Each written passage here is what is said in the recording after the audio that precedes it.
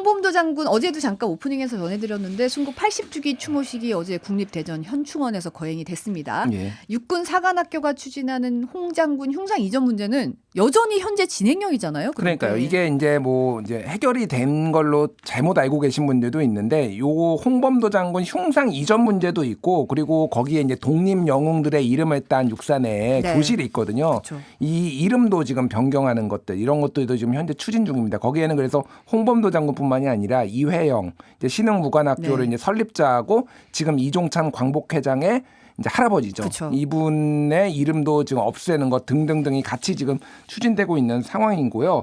어제가 이제 그 홍범도 장군 순국 80주기 추모식이었고 독립유공자 유족 등 이제 100여 명이 참석을 했습니다. 여기에 이제 박민식 국가보훈부 장관이 왔어요. 원래는 이제 차관이 오는 걸로 알려졌었는데 보도자를 그런 식으로 냈었죠. 예. 네. 그런데 장관이 이제 80주기고 의미가 굉장히 크다라고 판단을 해서 왔다라고 얘기를 했는데 아무래도 홍범도 장군 홀대론에 대해서 조금 이렇게 우리가 이 정도로 국가에서 우대하고 있다라는 거를 좀 보여주기 위해 좀 온 것으로 좀 추정이 되고 있습니다. 그래서 박민식 장관은 홍범도 장군님의 공적과 역사적 위상에는 의심의 여지가 없을 것이다. 그리고 독립운동사에 길이 남을 큰 업적을 남겼다라고 얘기를 했습니다. 그래서 최고의 대우를 하겠다, 예우를 하겠다 이런 식으로도 얘기를 했습니다.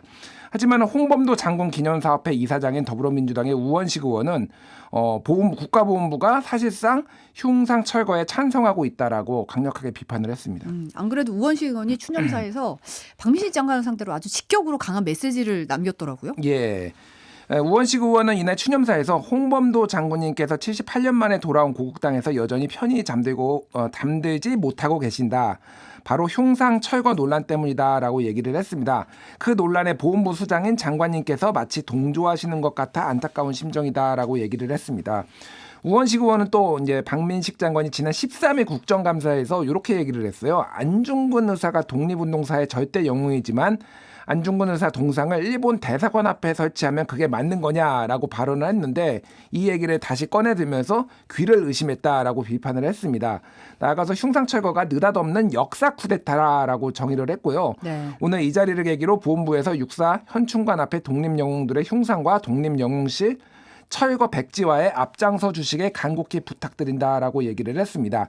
이종찬 광복회장 역시 대전시 지부 양준영 지부장이 대독한 추모사에서 이렇게 좀 비판을 했는데요. 네.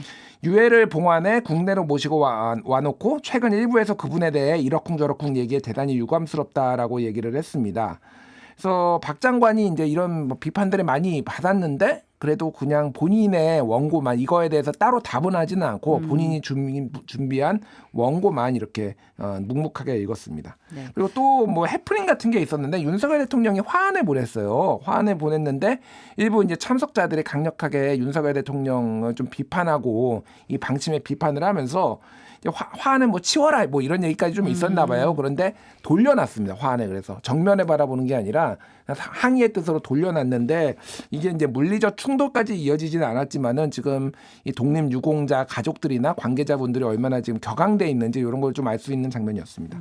보배님이 이 모습이 굉장히 인상 깊었다라는 얘기를 하셨는데, 근데 우원식 의원이 그래도 제자리에 있어야 된다 해서 이제 다시 돌려놓긴 했더라고요. 마지막에 이제 다시 돌려놨습니다. 돌려놓고 예. 했는데 제우티1219님이 독립운동으로 가족까지 희생하신 분에게 이게 무슨 말도 안 되는 짓인가 하셨는데 어제 저도 이제 추모식 좀 봤는데 한 100여 분 정도 아주 조촐하게 치러진 행사였어요. 그런데 이제 약간 대비되는 장면이 오늘 오전에 있었는데 박정희 네. 전 대통령의 44주기 추도식이 국립서울 현충원에서 열렸습니다. 예. 윤석열 대통령이 이 자리에 참석했는데 현재 대통령이 참석한 건 처음이라고 하더라고요. 그러니까 쉽게 얘기하면 11.6이죠. 11.6. 예, 이제 뭐 김재규의 이제 총탄에 그쵸. 이제 네. 대통령이 뭐 암살되는 뭐 이런 사건입니다. 그래서 이거를 대통령이 참석하는 거는 처음이고요. 그러니까 이게 참석하는 게 맞나? 뭐 이런 생각이 좀 많이 드실 거예요. 왜냐하면은 이게 이제 안타까운 국가 역사상으로는 보면 굉장히 안타까운 일이지만은 이게 이제 그동안의 과정을 봤을 때는 박정희 대통령이 좀 독재를 하다가 그리고 이제 무차별적으로 뭐 이제 시위 진압도 하고 여러 가지 이제 문제점들이 있었잖아요. 그런 것들이 있었기 때문에 정치권에서는 보수 진영에서도 사실은 약간 금기시 됐거든요. 이거를 대통령 박정희 대통령을 그리고 뭐 추앙한다라고 말은 하는 사람이 있어도 이거를 직접적으로 이런 식으로 대통령이 간 적은 없었는데 어찌됐든 이제 1980년부터 매년 민족 중흥회 주간으로 이제 추도식이 열렸는데 현직 대통령이 이제 참석한 것은 이번이 처음이라는 거를 대통령실에서 직접 설명을 했어요. 네. 그러니까 이거는 나는 대통령은 참석할 거야. 이거는 굉장히 큰 의미가 있어라고 대통령실에서 용산에서 판단을 해가지고 기자들한테 설명을 했다라는 게 뭐 우연히 간 거다 뭐 아니면은 뭐 그런 게 아니라는 거죠. 그래서 박근혜 전 대통령도 추도식에 이제 11년 만에 참석을 했습니다. 그래서 윤석열 대통령은 추도사에서 박정희 전 대통령이 하면 된다는 기치로 국민을 하나로 모아 한강의 기적이라는 세계사적 위협을 이뤄내셨다. 지금 세계적인 복합 위기 상황에서 우리는 박정희 전 대통령의 정신과 위협을 다시 새기고 이를 발판으로 다시 도약하는 대한민국을 만들어야 된다라고 얘기를 했습니다. 그래서 윤석열 대통령하고 박근혜 전 대통령하고 만난 게 지난해 5월에 대통령 취임식 이후 이제 17개월 만인데 이게 언론 보도가 하나 있었잖아요. 해외 순방에서 이제 사우디 카타르 순방을 마치고 윤석열 대통령이 박근혜 전 대통령을 만날 것이다. 이런 언론 보도가 있었는데 또 그게 삭제됐어요, 기사가. 그래서 이제 직접 방문하지는 않고 이런 식으로 이제 박정희 대통령 추도식에서 만나는 식으로 좀 이렇게 하는 거 아니냐. 왜냐면 현직 대통령이 이제 전직 대통령 만날 수도 있지만은 조금 너무 이제 스포트라이트를 많이 받는 거 이런 문제도 있는데 일종의 이제 보수 진영 결집 뭐 이런 용도로 정치적인 좀 목적이 있는 거 아니냐 뭐 이런 얘기도 지금 얘기가 나오고 있습니다. 어떻게 보면 이제 사우디아라비아 카타르 4박 6일 순방 마치고 오늘 오전 9시쯤 도착을 했더라고요. 네. 근데 11시 이제 추도식 참석하려면 2시간 만에 이동을 한다는 게 상당히 급하게 이루어진 건데 굉장히 의미를 좀 부여를 할 수 있을 것 같은데 어떻게 보세요? 그러니까 여기에 이제 원내 지도부가 다 왔고요. 인요한 혁신위원장도 자리를 했습니다. 그래서 예전에 박근혜 대통령 시절에 그 인수위원회에서 국민대통합위원회 부위원장을 인요한 위원장이 이제 맡았습니다. 그러니까 뭐 인연이 있으니까 충분히 이제 참석할 만하다라고 이제 하는데 어쨌든 지금 어제 홍범도 장군 추도식 같은 경우에는 여당에서는 거의 제가 알기로는 참석을 안 했고 메시지도 안 냈어요, 심지어. 네, 메시지가 없었어요. 메시지 자체가 없었어요. 왜냐하면은 이게 지금 좀 곤란한 상황이거든요. 국민 여론은 흉상이전이나 이런 거에 굉장히 안 좋은데 그거에 대해서 대통령이나 이런 쪽에 반기를 들기도 여당이 좀 애매한 상황이니까 아예 참석을 안 하고 외면하는 방식으로 이렇게 했는데 여기에는 이제 총출동 하니까 지금 이게 어느 쪽에 조금 무게중심이 많이 실려 있느냐. 사실은 뭐 이걸로만 판단하기는 어렵지만은 이념 논쟁을 끝내고 이제 실용으로 가겠다. 뭐 이런 식으로 여당도 얘기하고 대통령도 얘기했지만은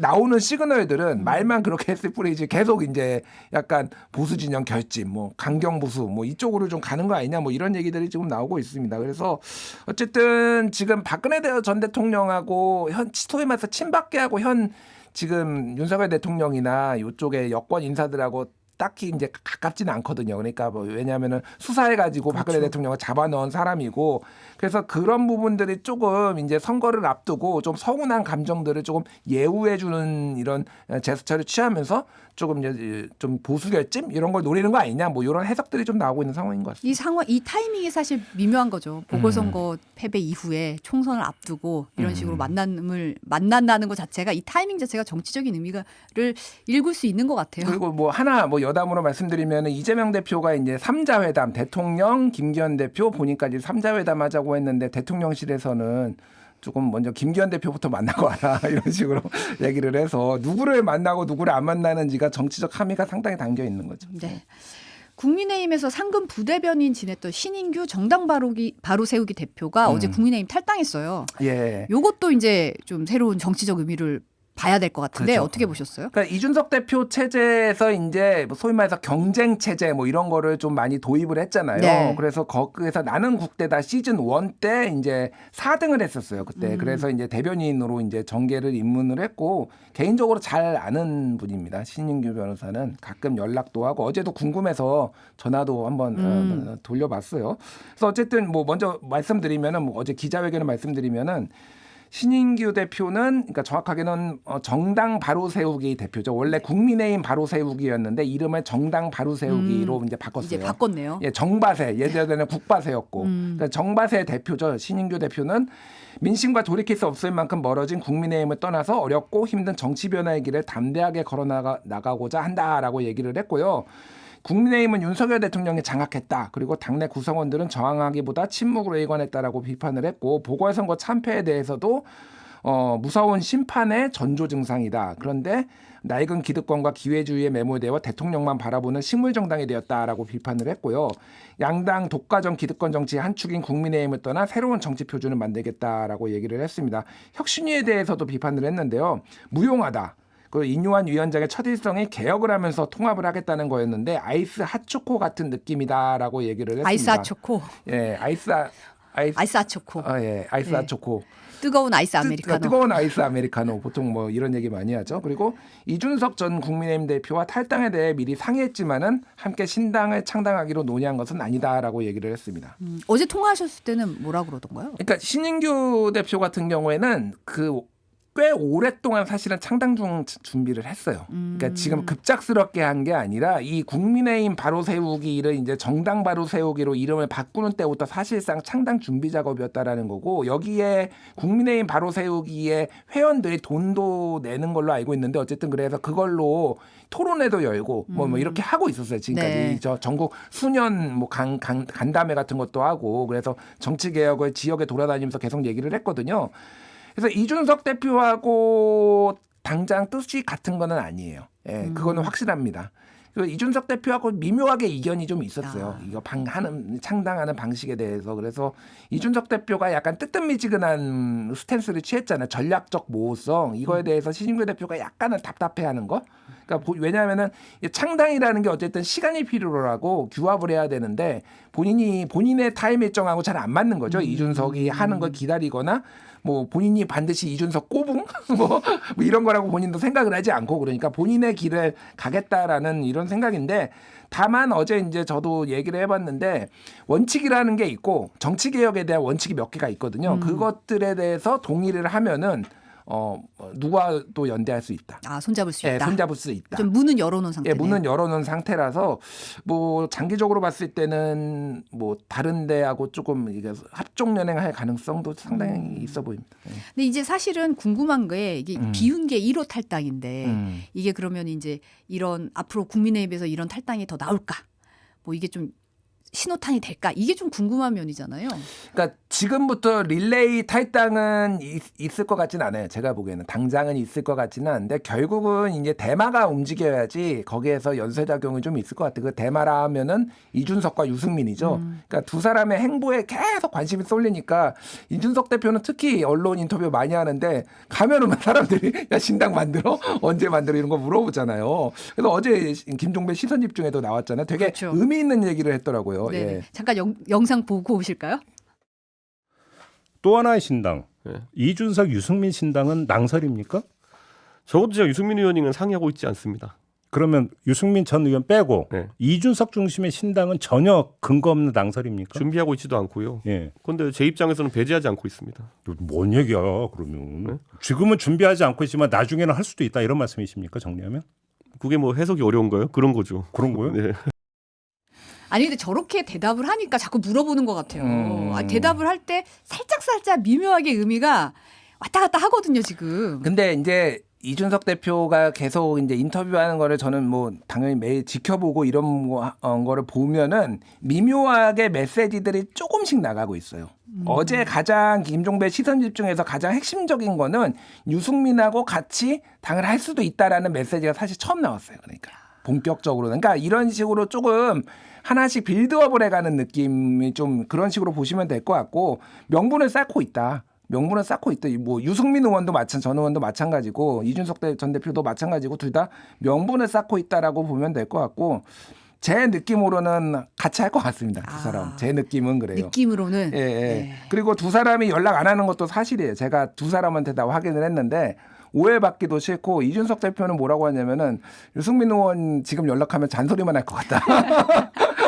그래서 연락을 안 하고 있다고 이런 얘기를 하는데 그것도 이제 때가 무르익으면은 12월 12일을 좀 주목해 보실 필요가 있어요. 12월 12일. 12월 12일이 무슨 날이냐면은 예비 그러니까 선거 예비 후보 등록일입니다. 네. 지금 양당이 지금 선거제도 개혁을 이때를 1차 데드라인으로 하고 있어요. 그래 선거구 획정이 돼야지 어디를 나갈 수 있는지 그쵸. 지금 한 30개 이상 선거구가 지금 흔들리고 있고 흔들어야 되거든요. 네. 지금 인구 감소나 증가 때문에. 그래서 이거를 데드라인으로 보고 있는데 이때 그러면은 비례대표제 방식도 결정이 될 가능성이 높아요. 즉 연동형 비례대표제로 갈 것이냐 아니면은 병립형으로 가면서 뭐 아니면은 권역별 비례대표제로 갈 것이냐 이런 것들이 윤곽이 드러나면은 이제 의원들도 이제 이제 전략이 세는 거죠. 그러니까 전체적인 판이 짜지면 네, 그러면 이제 내가 어떻게 전략을 세워야 되겠다. 근데 지금은 다 아리송한 상황이기 때문에 그때까지는 조금 기다리시는 게 맞는 것 같습니다. 근데 이제 비례 신당 같은 거 할 생각은 없다. 이런 얘기를 어제 그러니까 했더라고요. 지역구는 한 명도 안 내고 비례 신당을 하지는 않겠다라는 거지. 비례로도 얻어야죠. 아, 그렇죠. 비례 의석도 얻어야 되고 오히려 비례에 더 지역구보다 더 많이 가져갈 생각은 있는 거죠. 아마 본인은 아마 비례로 나가지는 않고 나는 지역구로 돌파하겠다. 그게 대구가 됐든 노원이 됐든 뭐 그런 식으로 좀 저는 이해를 했는데 어쨌든 이게 뭐 떴다방처럼 만들지는 않고 의미가 있는 이를테면은 뭐 시대 교체를 하는 뭐 세력 교체를 하는 이런 정도의 규모 있는 신당을 명분 있게 하겠다라는 정도로 이해하시면 될 것 같습니다. 지금 오늘 오후 원래 혁신위원 발표한다 그랬는데 벌써 명단이 나왔더라고요. 예, 뉴스원 보도로. 뉴스원 예. 12시 12분에 방금 들어온 따끈따끈한 건데 13명으로 지금 혁신위원회 위원들이 지금 임명이 됐다. 이렇게 이제 공식적으로 발표한 건 아니고 언론이 이제 입수를 한 겁니다. 취재 결과. 예. 그래서 뉴스원 취재 결과 박성중 의원, 서초을이죠. 네. 박성중 의원 그리고 검사 출신 김경진 전 의원이고 동대문 을 당협위원장 그리고 오신환 전 의원, 서울시 정무부시장이 이제 정치인들은 들어가고요. 네. 그리고 뭐 정선화 전주시병 당원협의회 당협위원장인데 이제 호남 쪽으로 이제 좀 몫이 들어간 것 같습니다. 그 정혜용 전 대구 경제부시장, 이소희 세종시 의원도 있는데 외부 인사가 조금 눈에 띄어요. 이잼마 경희대 국제학과 교수, 아, 네네. 임장미 마이페 플러스 대표, 박소연 서울대 소아치과 임상 조교수, 최한나 세종대 교수. 그래서 교수들이 좀 많이 들어갔고요. 2000년생도 있네요. 예, 2000년생 경북대 재학생인 박우진 씨. 그래서 여성들을 조금 많이 상대적으로 좀 들어간 것 같고 호남도 들어가고 뭐 대구도 들어가고 해서 뭐 통합이라는 메시지들을 이제 한 건데 다른 것보다도 박성중 의원이 저는 개인적으로 잘 알고 훌륭하신 분이긴 한데 혁신위에 맞는가? 이거는 좀 개인적으로 좀 의문이다 이런 생각이 듭니다. 네. 지금 새로이 박성중이라고 반문하시긴 하셨습니다. 네. 그리고 대선 허위 보도 의혹 수사하는 검찰이 오늘 오전에 언론사 기자 3명의 주거지를 추가로 압수수색했어요. 예, 서울중앙지검의 대선 개입 여론조작 사건 특별수사팀은 오늘 오전에 경향신문 전 현직 기자 2명 그리고 인터넷 매체 뉴스버스의 전직 기자 1명의 주거지에 대해 압수수색을 진행 중이다라고 밝혔습니다. 이들은 2021년 10월께 대선을 앞두고 유력 후보라고 써 있고 윤석열이라고 읽죠. 예, 윤석열 후보에 대해 허위 보도를 한 혐의, 정보통신망법상 명예훼손을 한 혐의를 이제 받고 있습니다. 이제 지난 대선 때 부산저축은행 부실수사 의혹 관련 보도 때문이잖아요. 예. 그러니까 뭐가 허위라는 거죠? 보도 내용이 어떤 거예요? 그러니까 이게 저는 좀 이 전체적인 상황을 좀 다 알고 있는데 좀 황당하다 개인적으로. 황당하다. 예, 황당하다. 이게 뭐냐면은 쉽게 얘기를 하면은 자, 부산저축은행 부실 사건이 뭐였냐면은 조우영 씨가 이 부산저축은행 그 은행장의 친인척이었거든요. 네. 그래서 그 백을 이용을 해가지고 이쪽에 대장동 초기 사업자, 지금 사업자 김만배 씨 말고 그 전. 1차로 네. 했었던 사업자들이 있어요. 그때는 남욱 씨도 포함돼 있었는데 어쨌든 이강길 C7 대표 등등이 포함됐는데 여기에다가 대출을 알선해주고 10억 8천만 원, 10억 원을 받았어요. 네. 근데 이제 그때 대검 중수부에서 수사를 하는 상황이었어요. 그런데 이 사실을 알고 이제 조우영을 부른 겁니다. 너 나와서 조사 받아라고 하니까 조우영이 김만배를 찾아가고 김만배가 박영수 이제 전 대검 중수부장을 소개시켜줘서 변호인으로 들어가고 그래서 이제 여기에서 이제 뭐 소위 말해서 커피를 뭐 누가 타줬네 안 타줬네 그때 검찰에서 타줬네 안 타줬네 그게 가짜네 진짜네 이런 얘기가 있었잖아요. 그렇죠. 근데 문제는 조우영은 어쨌든 참고인 조사만 받고 심지어는 10억 원을 돈을 이제 대출 알선 혐의로 대가로 받았음에도 불구하고 기소가 안 돼요. 그냥 네. 아예. 기소가 안 되고 이거는 2015년에 수원지검에서 다시 추가로 수사를 해가지고 이 조우영이 기소가 되고 징역형을 받습니다. 네. 그러니까 이거는 당시에 대검 중수부가 수사를 제대로 못했다라는 거예요. 무능했거나 아니면 알고서 봐줬거나. 그러니까 이게 의혹이거든요. 그러니까 그렇죠. 이 정황은 이미 다 알려진 거예요. 근데 지금 경향신문하고 뉴스버스가 보도를 한 거는 아까 전에 얘기했던 이강길 대표. 전 C7 대표 이 사람이 조우영 씨한테 10억 원을 준 거거든요. 그 알선 대출 대가로. 네. 이 사람한테 인터뷰를 한 것인데 이 사람의 증언으로 당시에 대검에서 이거를 몰랐을 리 없다 등등등을 얘기를 했다라는 거를 이제 인터뷰를 해서 보도를 한 그러니까 거예요. 부실 수사 의혹에 대해서 예. 이제 이 이강길 씨 이름으로 이제 인터뷰가 한 거를 보도한 거잖아요. 그렇죠. 보도를 한 거죠. 근데 이게 허위 보도라는 겁니다. 검찰의 주장은. 이게 왜 허위 보도죠? 그러니까 이강길 씨가 지금은 이게 사실이 아니다라고 한 건데 그러면 이강길 씨가 거짓말을 한 거예요, 당시에. 당시에. 당시에. 그쵸? 당시에 이강길 씨 입장은 그거였잖아요. 예, 당시에 이겼는데 이강길 씨가 입장을 바꾼 거지 이거 자체가 허위 보도는 될 수가 없는 겁니다. 그러니까 이거는 검찰의 논리가 일단 말이 안 되고요. 그러니까 이거를 지금 그 김만배 신앙님의 사건하고 이어가지고 지금 전체적으로 대선 윤석열 후보를 떨어뜨리기 위해서 뭐 범진보 언론 뭐 이런 데들이나 민주당에서 짜고서 지금 뭔가를 허위 보도를 했다라는 주장을 하고 지금 검찰이 압수수색을 한 건데 일단은 당시에 보도를 했던 거가 증거가 없는 것도 아니고 이강길 씨를 뭐 이렇게 익명의 인터뷰도 한 것도 아니거든요. 이름을 박았거든요. 여기. 네. 근데 이거를 압수수색한다? 이건 뭐 증거를 어떤 걸 얻겠다라는 거죠. 자택을 압수수색했는데. 그러니까 이거는 그러니까 겁주기용이 아니냐 이제 이런 이제 해석들이 나올 수밖에 없는 거죠. 사실 이제 취재한 이런 언론사의 명예훼손 혐의를 받는 취재물들은 검색을 하면 나오잖아요. 결과물들이 그렇죠. 뭐 네. 어디 은폐됐거나 알 수가 없는 것도 아니고. 근데 이렇게 취재 경위를 알아보겠다고 기자의 자택을 압수수색한다? 이런 거는 사례를 본 적이 없어요. 그러니까 취재 경위라는 게 별게 있는 게 아니라 이강길 씨가 당시에 돈을 준 거는 조우영 씨한테 돈을 준 거는 맞으니까 야 그러면 이강길 한번 인터뷰해봐. 뭐 그렇게 됐을 거 아니에요. 그러니까 그냥 상식적으로 그러면 이제 인터뷰가 된 거고 증거는 기사로 다 남아 있는 거잖아요. 근데 이거를 이제 뭐 어떤 식으로 압수수색을 그 의도를 너는 윤석열을 떨어뜨리기 위해 이 압수수색을 한 것이야라고 관심법을 지금 그럼 검찰이 하겠다라는 거냐. 그러니까 이거는 제가 보기에는 뭐 진보 보수 이런 걸 떠나서 말이 안 되는 거예요. 그리고 이게 또 문제가 뭐냐면은 명예훼손 수사거든요. 명예훼손 수사 같은 경우에는 검찰이 직접적으로 수사 개시를 할 수가 없습니다. 그러니까 이게 그 검경 수사권 조정이 있었잖아요. 네. 그래서 명예훼손 같은 경우에는 기본적으로 경찰이 하게 돼 있어요. 그러니까 검찰이 직접 수사를 개시할 수 없는 범죄죠. 명예훼손은. 그래서 직접 관련성이 다른 범죄하고 직접 관련성이 있어야 되는데 이 부분에 있어서 굉장히 모호하게 처리를 했고 또 하나는 지난번에 그래서 이제 그 리포 액트 네. 그때 이제 허모 기자 네. 압수수색 할 때도 영장에다가 그 배임 수재를 끼워넣었어요. 배임 수재를. 근데 배임 수재는 김만배 신앙님의 혐의지 그러니까 허재현 허모 기자. 네, 허모 기자 이름은 다 나왔고요. 허모 기자의 허모 기자의 혐의는 아닌 거예요. 그렇죠. 그러니까. 근데 이런 식으로 자의적으로 지금 압수수색을 하고 있다 그래서 언론계에서는 지금 뭐 이제 언론 노조나 이런 데서는 아직 성명은 안 나왔는데 강력하게 지금 항의를 하지 않을까. 이거를 저도 압수수색하는 거는 본 적이 없습니다. 독재 정권에서도 이런 거는 본 적이 없어요. 예. 네. 요거 마지막으로 요거 하나만 좀 할게요. 그 실종자 수색 나섰다가 숨진 해병대 최상병 사건 당시 이제 최상병과 함께 급류에 휩쓸렸다가 살아남은 생존한 병사들이 있어요. 근데 이 생존 해병대원이 전역을 하고 나서 임성근 사단장을 공수처에 고소했더라고요. 그러니까 그때 급류에 휩쓸렸던 사람이 8명인가 그래요. 네. 그중에서 이제 수영을 잘하는 사람도 있고 좀 많이 쓸려간 사람도 있고 그랬습니다. 근데 일단 이제 한 명만 이제 최상병만 사망을 한 거죠. 그래서 전역을 하고 하루 만에 이제 이 해병대원이 고소장을 이제 공수처에 이제 접수를 했습니다. 그래서 부활을 이뤘는데 윗사람들은 잘못을 회피하기에 급급했다. 이번에 책임을 묻지 않으면 또 이런 피해가 반복될 것이다라고 이제 분노를 했습니다. 그래서 제대를 한 거는 만약에 군인 신분으로 고소를 하게 되면은 이제 군법으로 만약에 처벌을 그렇죠. 받을 가능성 뭐 등등등이 있기 때문에 그래서 이제 어쩔 수 없이 좀 참았던 것으로 그렇게 보입니다. 네, 오늘 여기까지 듣겠습니다. 온유한 뉴스톱의 김준일 에디터였습니다. 감사합니다. 감사합니다.